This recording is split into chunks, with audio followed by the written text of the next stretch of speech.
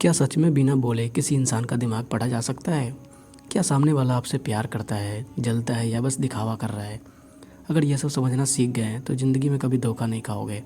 आज की ये कहानी आखिर तक ज़रूर देखें। एक गांव में एक रघु नाम का लड़का रहता था।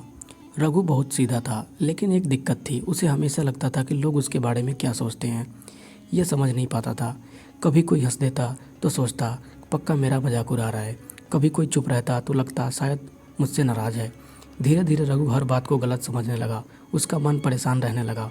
एक दिन गांव में एक बूढ़े बाबा आए। लोग कहते थे बाबा इंसान का मन पढ़ लेते हैं। रघु बाबा भागा भागा उसके पास गया। बोला, बाबा मुझे भी लोगों का दिमाग पढ़ना सिखा दो। बाबा मुस्कुराए और बोले, बहुत आसान है बेटा, लेकिन पहले एक काम करो। उन्होंने रघु को एक गिलास पानी दिया और कहा, इसे पूरे गांव में लेकर घूमो, लेकिन एक बूंद भी गिरनी नहीं चाहिए। रघु सावधानी से चलने लगा। उसकी पूरी नज़र बस गिलास पर थी।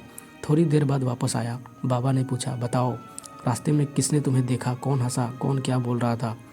रघु बोला, मुझे कुछ नहीं दिखा बाबा, मेरा ध्यान तो सिर्फ पानी पर था। बाबा हंसे और बोले, बस यही जीवन का राज है। जब तुम अपना ध्यान अपने काम और अपने लक्ष्य पर, अपनी सोच पर रखोगे तो लोग क्या सोच रहे हैं ये खुद ब खुद छोटा लगने लगेगा।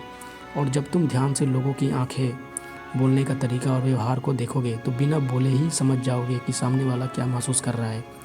दिमाग पढ़ना जादू नहीं है बेटा, ध्यान से देखना और सही से समझना ही असली कला है।